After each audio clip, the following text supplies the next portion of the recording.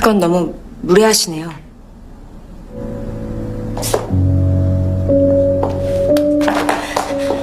놔주세요, 팔. 첫 만남부터 테스트랍시고 이런 걸 내미는 남자는 별로였어. 첫 만남에 이걸 쓰게 하는 여자라면 미래를 걸어도 좋다고 생각하는데 난 그래서 한희주 씨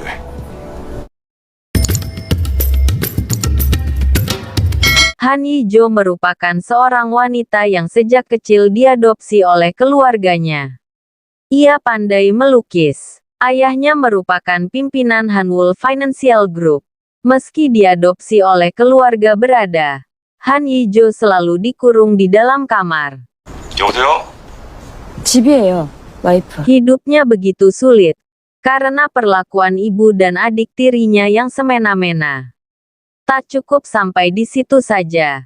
Suami Han Hee-jo pun mengkhianatinya. Karena pria itu ternyata menyukai Han Yora, adik tirinya. Ia menikahi Hee-jo agar dapat selalu dekat dengan Yora. 저러다 말겠... Tak hanya itu, penderitaannya semakin bertambah.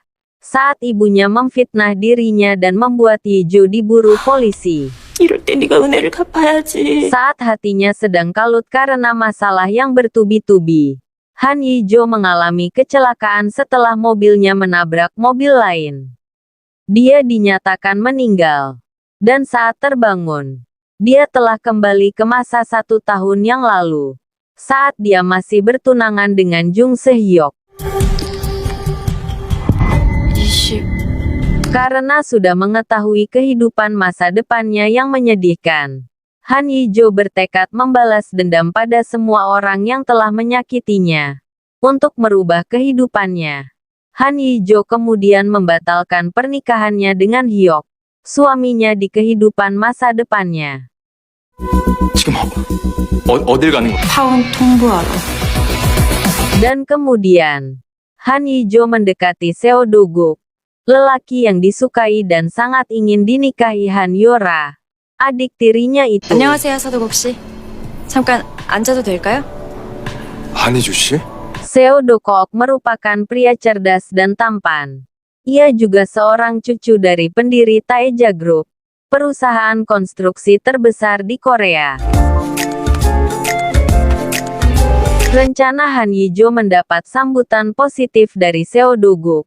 Meskipun awalnya Seo Do-guk bersikap menyebalkan. 첫 만남에 이걸 쓰게 하는 여자라면 미래를 걸어도 좋다고 생각하는데 Dan perbuatan Han Hee-jo yang terang-terangan di depan Yora, membuat adik tirinya itu meradang.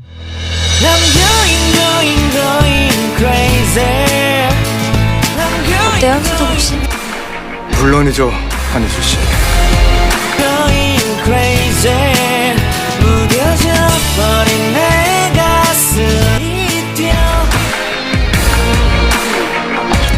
Dan kemudian, Han Hee-jo dan Seo Do-guk yang mempunyai kepentingan masing-masing, sepakat untuk kawin kontrak dan saling membantu. 앞으로는 걱정 마십시오. 희주는 제가 지킬 테니.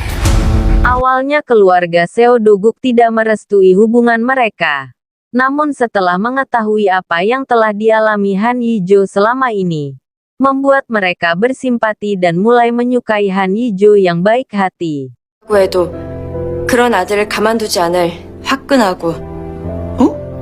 바람이 불어온 그 밤에 잊고 지냈던 조각들이 난 떠올라 순간에 falling down 감추려 애썼던 마음 다 들킬까봐. Singkat cerita, setelah mengalami beberapa halangan dari ibu serta adik tirinya yang berusaha untuk memisahkan Han Hee-jo dan Seo Do-guk, akhirnya keduanya dapat melaksanakan pernikahan megah mereka.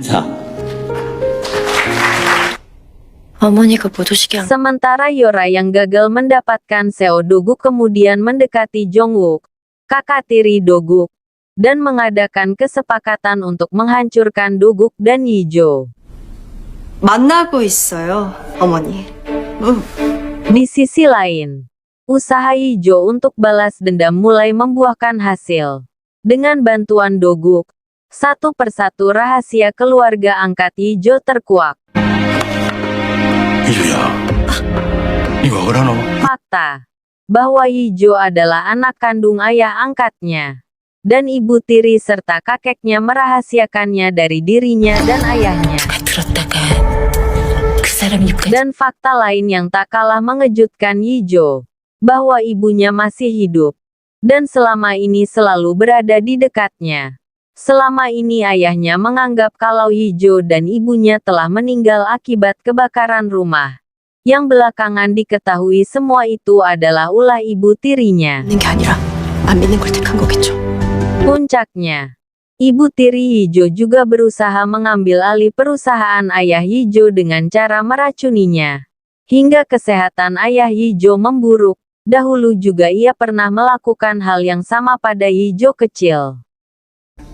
나는 내 지분 전부를 Singkat cerita, upaya ibu tiri Yijo untuk mengambil alih perusahaan gagal total. Kakeknya Yijo muncul dan menyerahkan semua sahamnya untuk Yijo, yang mana saham tersebut merupakan saham mayoritas perusahaan ayahnya. 지가 뭐라고 당신 Dan setelah mengetahui perbuatan jahat istrinya, ayah Yijo pun kemudian mengusir ibu tirinya. 들어봐요. 왜 당장 끌어내? Sementara itu, Yora, yang kehadirannya tidak diterima di keluarga Doguk, menggunakan kehamilannya agar dapat diterima sebagai menantu di keluarga konglomerat itu.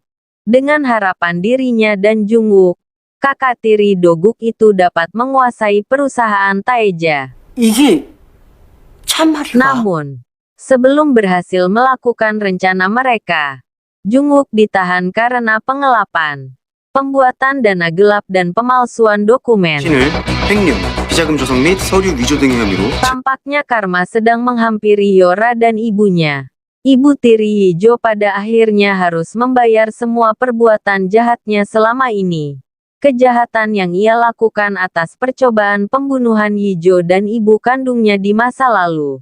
Pemalsuan dokumen serta lukisan dan banyak kejahatan lainnya. 내 나서서 난리야. 내가 선진 작가의 아들이니까. Sedangkan Yora, yang sedang hamil besar pasca ibunya dan Jungwook ditahan. Seorang diri, tak ada tempat tinggal dan tidak punya uang. Mendatangi tempat tinggal keluarga Jungwook untuk tinggal di sana. 아가 정욱이 아일 경우의 얘기다. Namun nasibnya harus berakhir dengan Sehyok. Yora harus menerima hidup di tempat yang sangat kecil dan sederhana untuk membesarkan anaknya.